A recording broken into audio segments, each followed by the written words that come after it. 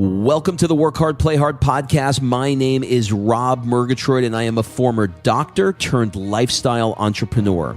Each week, I interview some of the best minds on the planet on the science of achievement and the art of fulfillment. Today's episode is a mini-sode that we call Fri-Date with the Wife. In these mini-sodes, my wife Kim and I deconstruct the strategies that we've developed over the last decade to not only grow personally, but to turn our struggles into lessons and create fulfillment in all areas of our lives.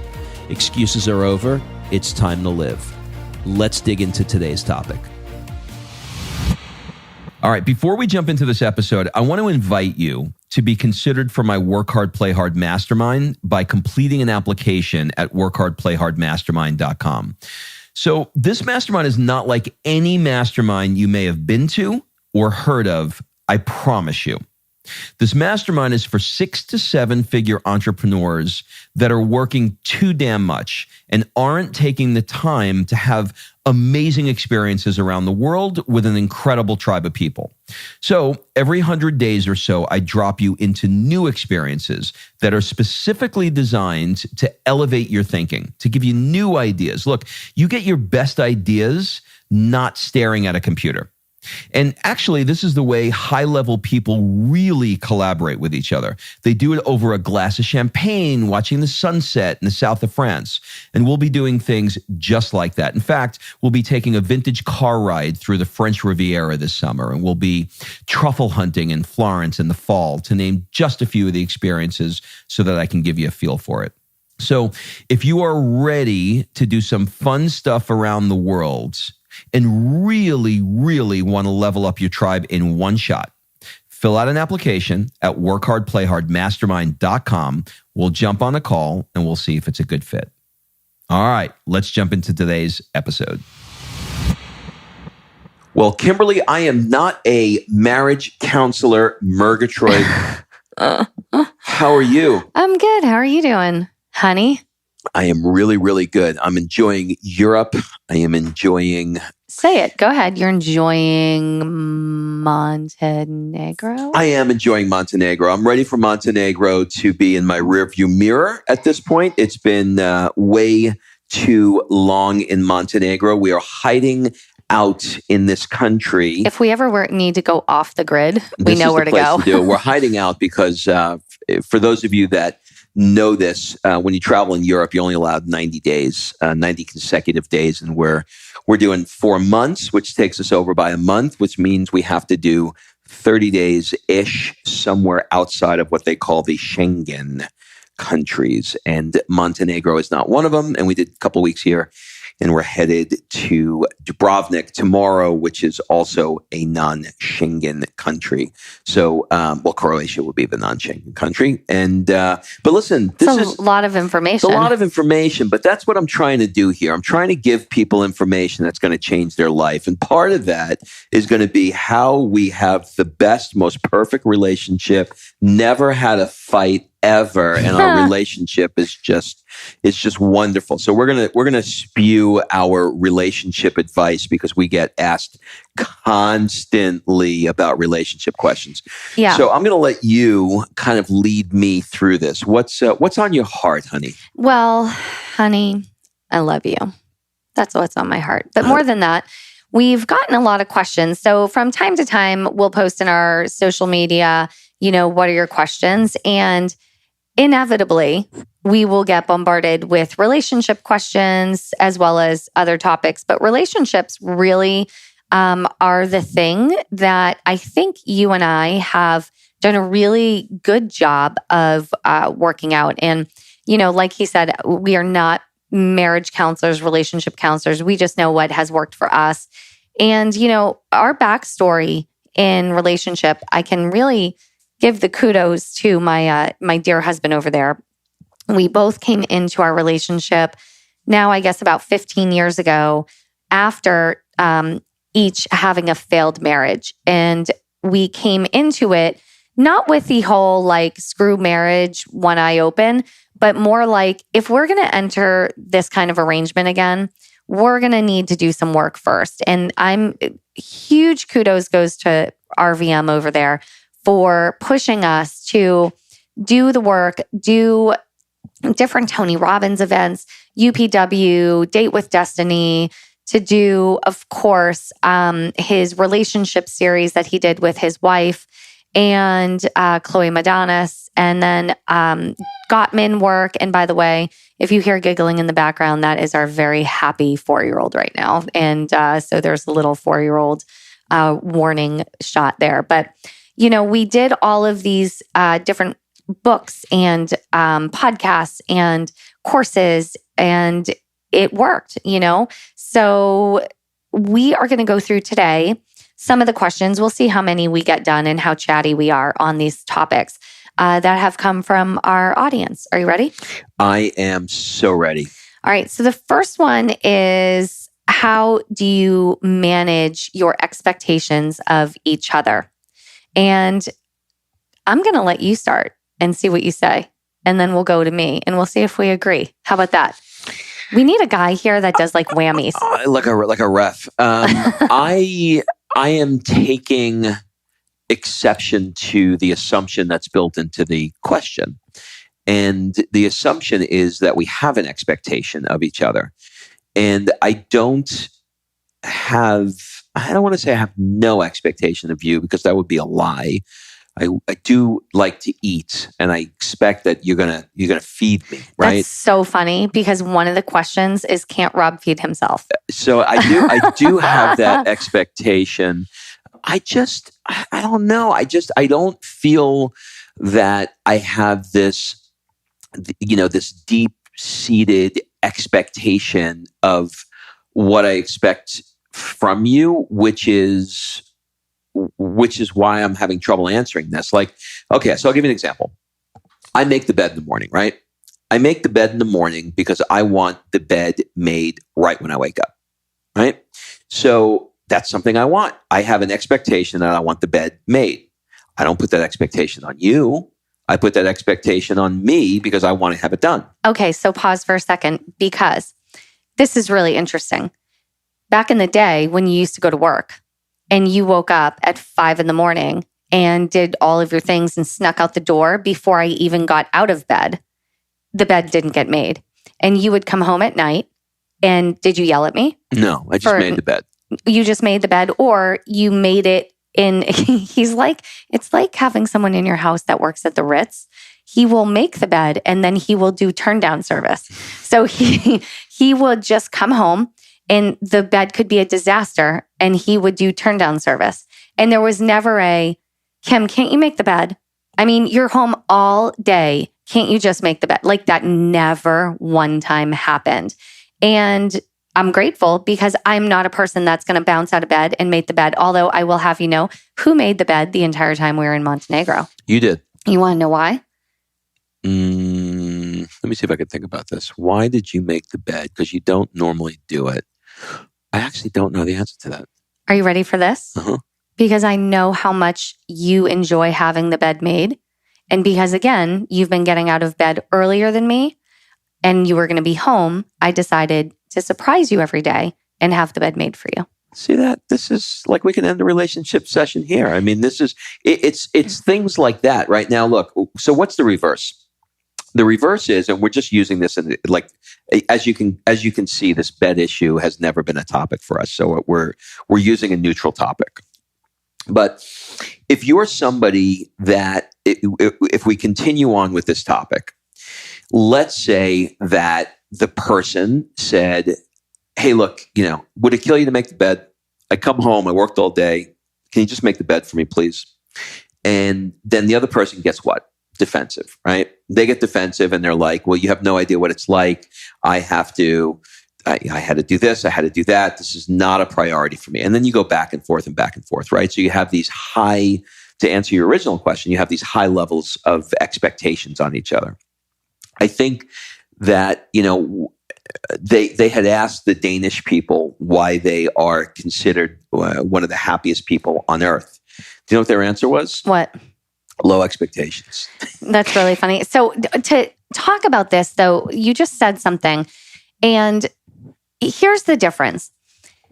If somebody is saying, why didn't you take the trash out? Couldn't you cut the lawn? Would it kill you to make the bed? Why can't you this? Why can't you that? Da, da, da, da, da, da, da, da, da. All that nagging. There's something underlying that if you ever came home, and even though you weren't home all day, and you came home and you were like, damn it, Kim, can you just make the bed when I'm gone? I'd be like, what the hell do you care? You're gone, you know?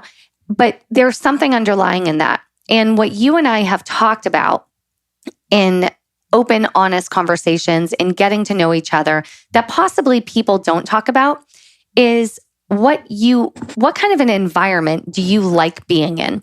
So Rob enjoys being in places that don't have a lot of knickknacks running like all over the place. I hate fucking knickknacks.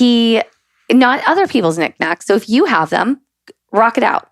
But he doesn't want that in his home. He likes clean spaces, flat surfaces with nothing on it. He likes everything to be neat and organized and put away. And if we back this up, it's probably some childhood control thing that he had, or maybe he's just this way, whatever it is. However, he has it. And it is a 10 out of 10 for him. He wants clean, neat, organized, 10 out of 10. I don't care. I'm like the Aquarius over here just chilling. I am not going to live in a pigsty, but I am not neat, clean, have to have everything put away. I actually need things organized. He can hide a pile of papers in a drawer and can be completely satisfied with that, where I would have anxiety about the papers in the drawer not being organized. I don't mind if they're not organized on the counter. I just don't need them shoved somewhere unorganized. So, the point in all of that is that we have the conversation about what his expectation or what he would like to live in. And whoever has a higher need wins. And so his need for neat, organized, clean spaces supersedes any need that I have because I really don't care. So we kind of like to give you something that is helpful in this area. We assign a numerical value to it, right? So we don't get super over-engineered about this, but on a scale of 1 to 10, how important is it for me to have flat, clean surfaces and an organized house? It's pretty high. It's probably an 8 or a 9 for me. It's a big deal. Oh, it's a 12. So it's a 12. Okay. So you're probably right. So as a result of that thing being a 12 for me, even though it's a 12, I still don't have the expectation of her to do it because it's my 12.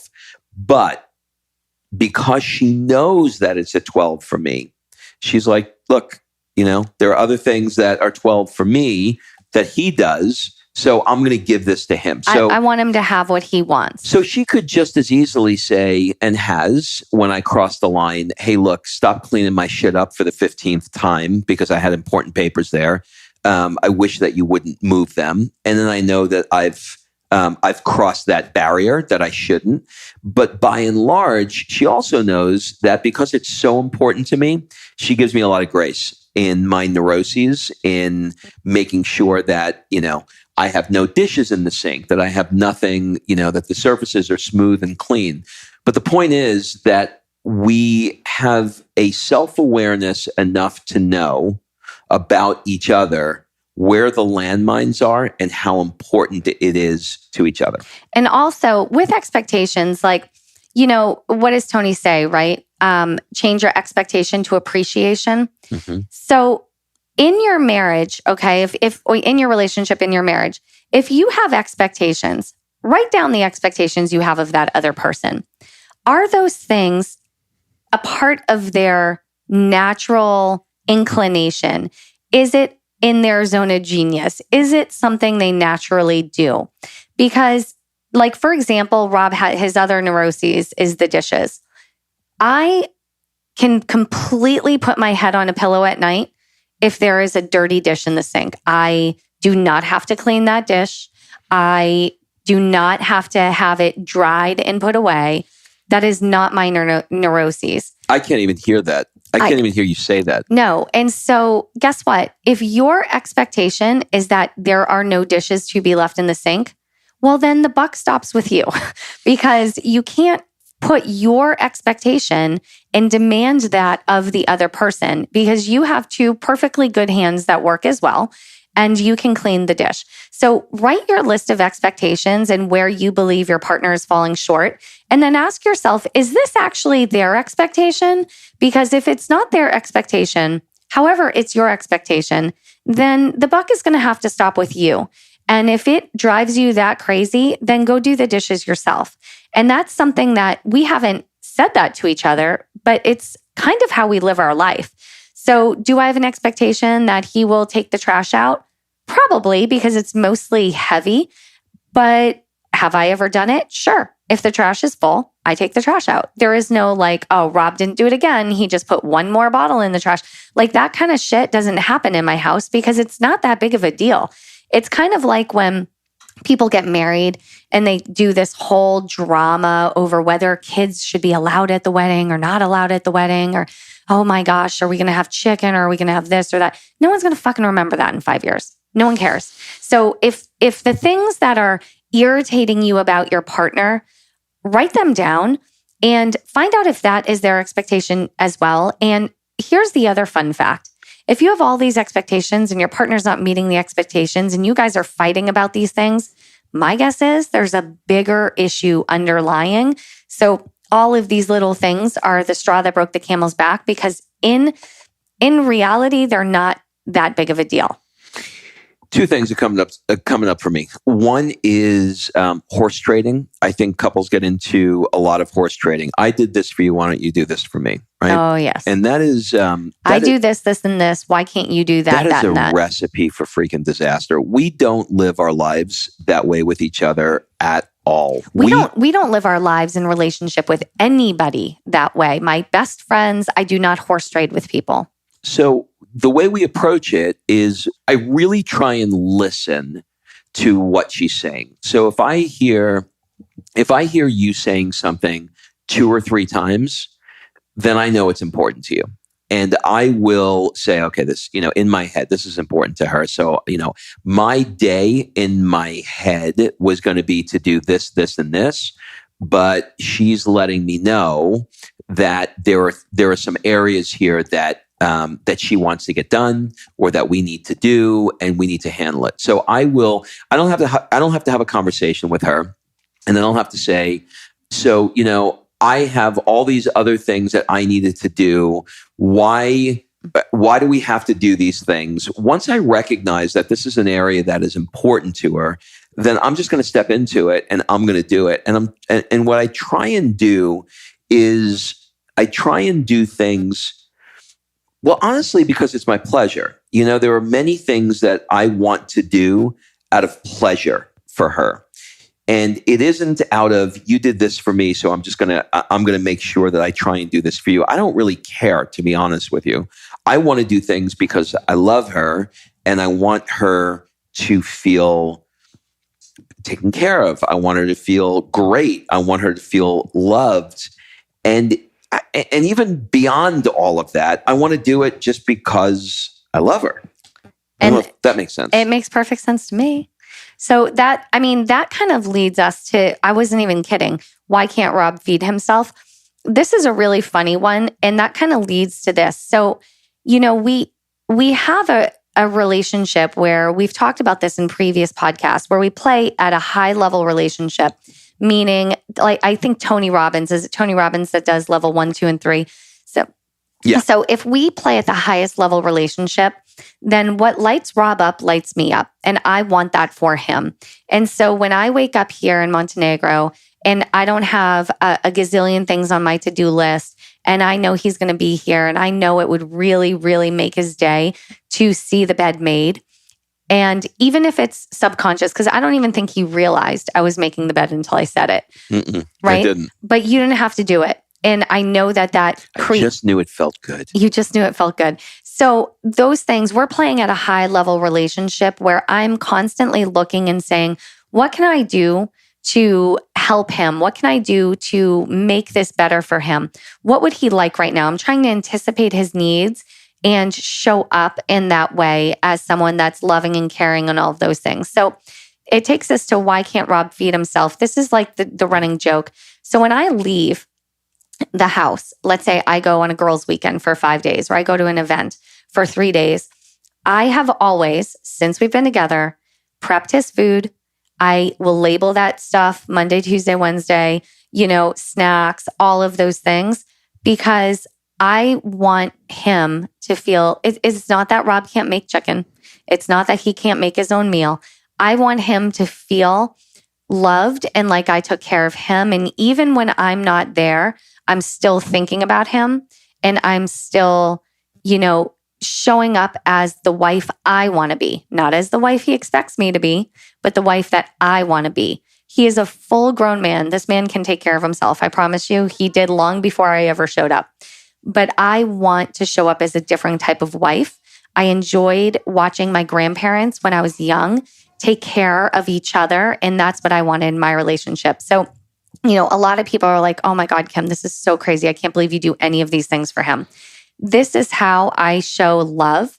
And this is how I show the wife that I want to be. So this Rob can feed himself. He just likes it more when I do it, and I like it more. Let me give you an example. Okay, so this morning, we have this beautiful place in Montenegro. Where there's just a giant yoga studio that's at the top of the building here of where we're staying. And in the morning, because that faces the mountains, it overlooks the bay. It's just spectacular. It's a beautiful place to meditate, and I meditate in the mornings. And so this morning, after my meditation, I was like, I haven't had my coffee yet. And so I get up to go down to get the coffee, but sitting right next to my chair is hot coffee with my glasses covering the top of it so it stays warm for me. We didn't have a conversation about it. How do you think I felt knowing that she cared enough to make coffee while I was meditating, walk up 2 flights of stairs to the rooftop, not disturb me, put it next to me and cover it so that it stays warm, and I can have it when I finish my meditation? So obviously that is going to put me in a different state towards her. And what do you think that's going to make me do? Is it going to make me want to abuse her more and say, do more for me, do more for me, do more for me? No, it's going to do the opposite. It's going to make me say, what can I do for her that's going to make her feel great? And I know that there's probably somebody listening right now and saying, I do things for my spouse. He does nothing for me, or she does nothing for me. So I would say it's going to fall into one of those 2 categories. Either you have somebody that isn't giving and is not going to give back for you, or you're really not giving and you think you are, and you're truly not giving for the sake of giving. So I would really, really ask you to dig down deep, and if you want to, take some notes and say, for the next month, I am just going to continue to give 100%. Without any expectations of anything coming back to me.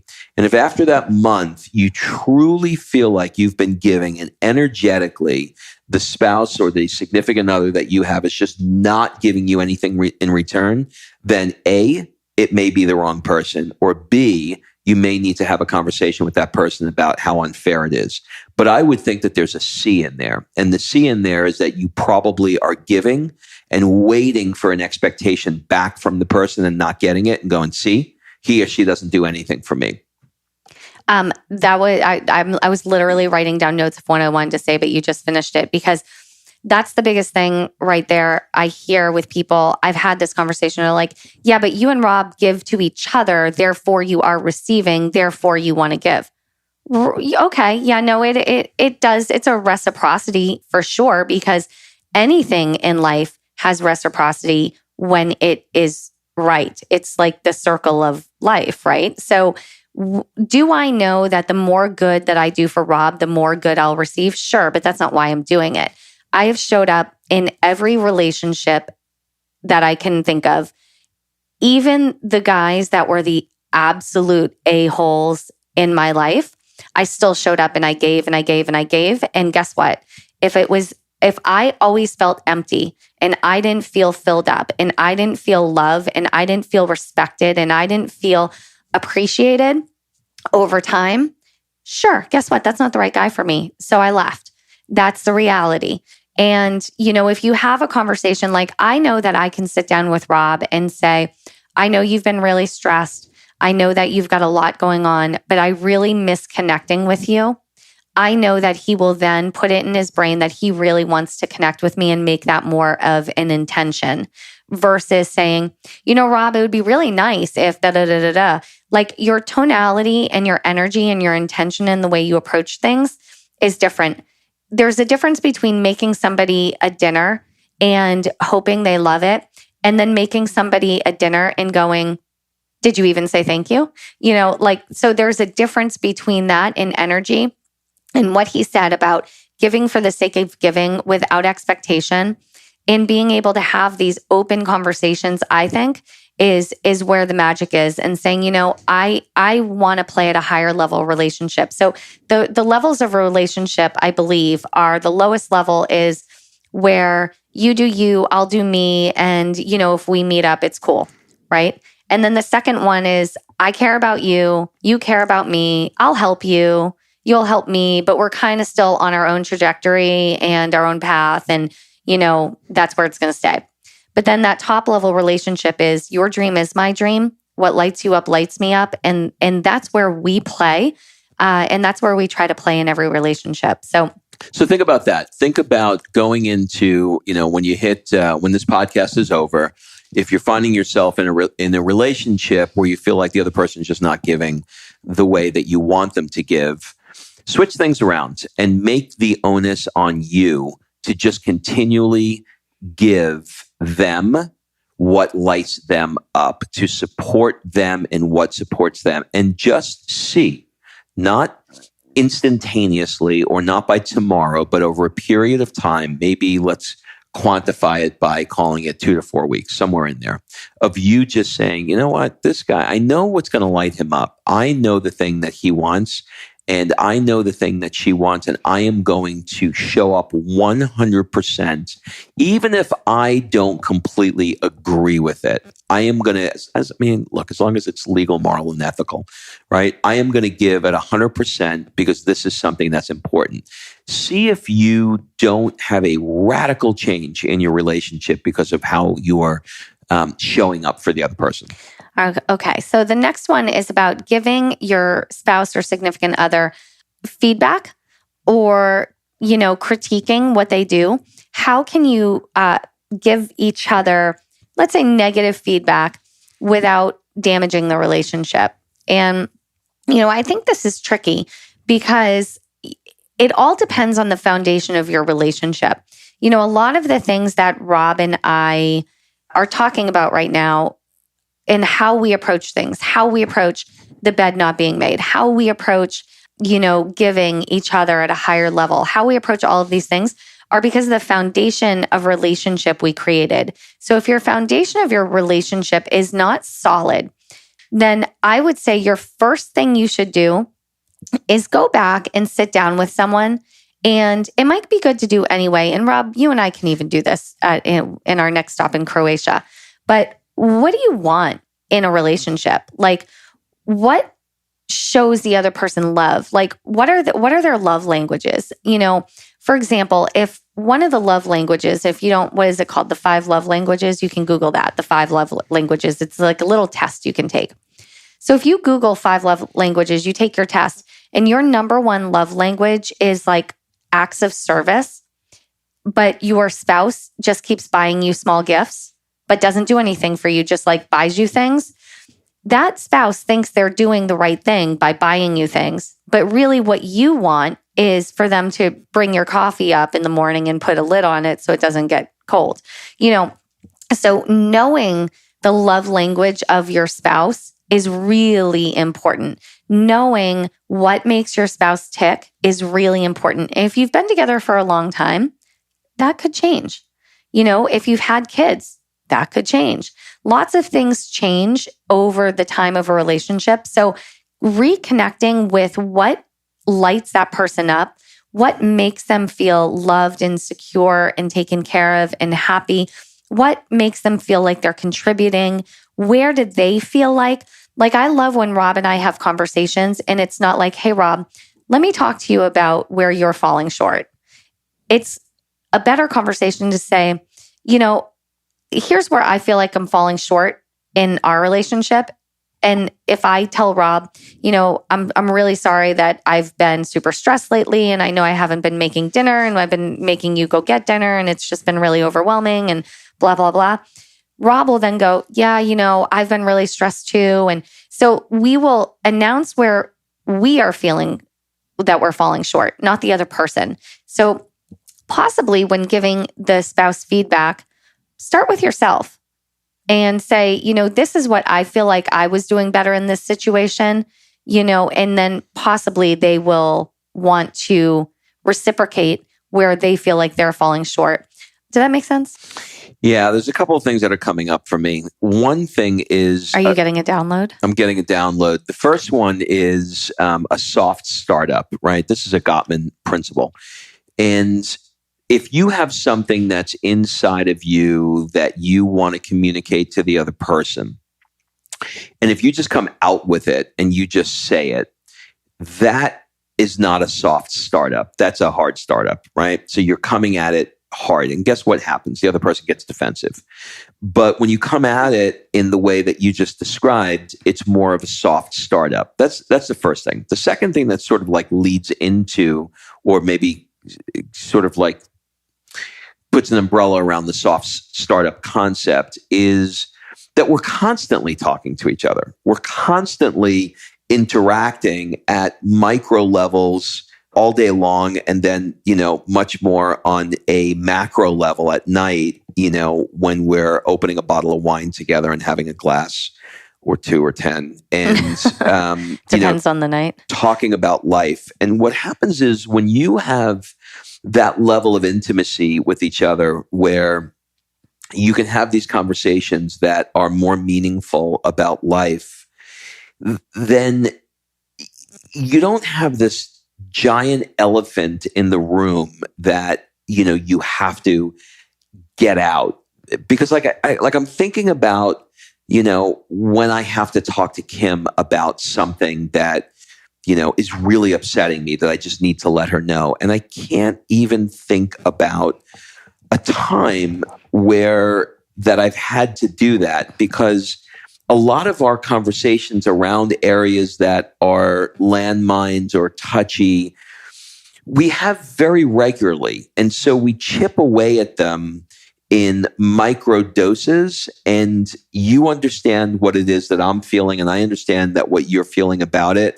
And it's not like we have to, I don't know, we don't have this come to Jesus where we need to sit down and talk about it because our communication is so open. And then the last part, and I'll shut up, is about natures being aligned. That's the other download I got there. Our natures are very much in alignment with each other. And when I think about, I was married, 15 years ago, 16 years ago. No, whatever. We started dating 15 years. You got married in what, 98? Yeah, so whatever it was. Demi was born in 98. You got married in 96. Holy shit. Long time, right? That's a long time. That's like a long time. 23 years ago. And how long was I married for? 3? Like 4 years? Yeah. So it's a long time ago. And when I think about, applying any of what we're talking about to that relationship, it wouldn't have helped. It just wouldn't have helped. Our natures were just not in alignment with each other. So, I like to be an optimistic sort of guy, and I don't want to tell you to end your relationship and, if it's not right. But I also want to be pragmatic about this. It is possible. I'm not saying that it is. I'm just saying it's possible that you could be in a relationship with someone where your natures are just not in alignment with each other. And that's not bad for him or her. It just is what it is. So, we're very fortunate in that we have a nature that is very similar. So what I mean by that, for the people listening, there are things that I like to do, and Kim likes to do them as well. So for example, an example of what we're doing right now, which is traveling Europe for 4 months together. Not everybody would want to do that. Not everybody would have a nature that is in alignment with wanting to do that. And when you have somebody that really gets excited and loves to be on a plane every couple of weeks and visiting a new country and being in a new Airbnb, and that lights them up and lights the other person up too. Well, that works. And then you can apply a lot of these principles. But if you have somebody, to use that as an example, that is like, hell no, I got my mother that's around the corner. I don't want to leave my mother. I got I got the grocery store. I love to get my tomatoes. I don't want to leave this place. And there's going to be a built-in frustration. So if you're in that place, look into some of Tony Robbins' work on natures being in alignment with each other, because it's possible that they're not. And that's actually a really good segue into the next one is, a lot of people try to change their spouse. And, who did you marry or who are you with? Like, why did you choose to be with them? What did you know about them at that time? Like, when I started dating Rob, I knew that he liked clean, empty spaces. I knew that he was, had his neuroses around certain little OCD things. He needs to have fluffy towels and he needs to have, he has all these tiny little things. The dishes need to be clean. And, I never walked into his place and it looked like a bachelor pad. In fact, it looked like he just vacuumed every single day. And it was like, okay. So I'm picking up what he's putting down here. I'm looking and I'm going, this is what he likes. Well, 10 years into our marriage, if I was like, oh my God, I can't take it anymore. I can't take that you can't have one thing out of place. Well, guess what? I married that. You bought what I was selling. I bought what he was selling. And conversely, he has known from day one that I love to travel, that I want to go to weird places, that I remember the day that I suggested, instead of doing the normal trip to LA every third weekend, that we save up the money we'd be spending and do a trip to Rio de Janeiro. I remember seeing the smoke come out of your ears, but you had enough of the travel bug that you were game. So if you're 15 years in and I'm going, hey, Rob, let's go to Montenegro. And you're like, you're fucking nuts. What is this? I'm not traveling. I'm not doing all this crap anymore. That wouldn't work out for us, because he knew what he was getting when he started. So if you knew that your husband was lazy and his shit was all around his apartment, and you thought that magically when you walk down the aisle, all of that was going to change, yeah, it's not. So now let me give you the yin and the yang of that, right? So the other side of that coin is, be careful not to freeze somebody in time, right? So if you have, I learned this one from Darren White and Tony White when we were in Greece. If your natures are in alignment with each other, right? You like to do the same things, but for whatever the reason was, back then, 5 years ago, 10 years ago, you were approaching things a certain way. But as all of us, we evolve, we change, circumstances, we just get older. We get older and we look at things differently. Be careful not to freeze your spouse in time. Maybe, as an example, you went through a rough patch with the person that you were with back then, and you've learned and grew, and they learned and grew, and you may not approach things the way you did when you were 20 and now you're 30. So be careful not to freeze them in time for either A, mistakes that they've made because of where they were in their life. Maybe they were working all the time and they were stressed out, so they weren't great with the kids, as an example. But now things are a little bit more settled and they're not stressed out with the kids. And so, maybe they're a father or a mother that is a different parent now, or they're a different husband now because of where they are. I can tell you, I'm different at 50. I'll be 53. I'm way different now than I was at 43. I look at things differently. So be sensitive to not freeze somebody in time. And that's great advice. What I would say is, don't try to change people, try to expand them. So, let's say this is a big one. A lot of times one part of a relationship, one partner will be getting into personal development. And they're starting to look inside and seeing their flaws and their limiting beliefs. And you're doing all this work, right? But your spouse is still over there on the couch eating the Cheetos and doing the same life they used to. you're growing, they're not growing. And all of a sudden now you have this knowledge and these tools, and you're like, starting to use this language that they don't quite understand because they're not reading the same book. Try to expand their mind versus changing them. Like, Rob was so good about this with me because he had been doing personal development since like I was 1 year old. He was doing like a Tony Robbins seminar. How do you feel about that, Rob? Creepy. But, when he introduced me to Tony Robbins and Gottman and all of these different personal development things, he did it very, very, very slowly. And he would introduce a concept to me in a way talking about himself. So he would say, it's so weird. I had this fear, or I had this belief that I was just a poor kid from Queens. I couldn't make anything of myself. And then I read this book or listened to this podcast and I learned this, this, and this. And he still does it. I don't actually have to read any books or listen to any podcasts because I get the Cliff Notes version from Rob all the time. But when he does it, it helps me learn in bite-sized chunks, and it wasn't threatening.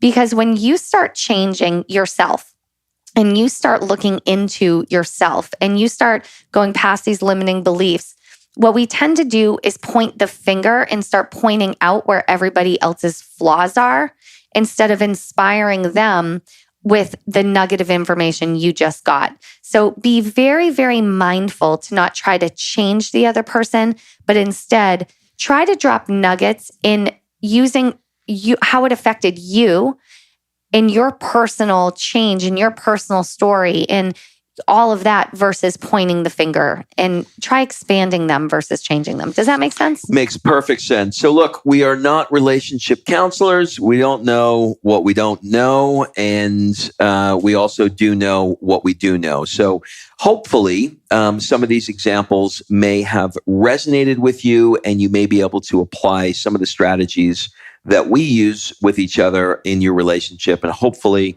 if one or two of them work for you and your relationship gets better, you'll send me $10. All right. So oh my God. That's it. Have a great day, everybody. And we'll see you next week. All right. Thanks for listening. If you love this episode and you know someone that needs some help in either stepping up their work hard game or their play hard game, it would mean the world to me if you shared this podcast with them to help me get this movement out there. So if you like what you heard, head on over to iTunes, take 30 seconds and leave me a 5-star review, and I will be forever grateful. So until the next episode, excuses are over. It's time to live.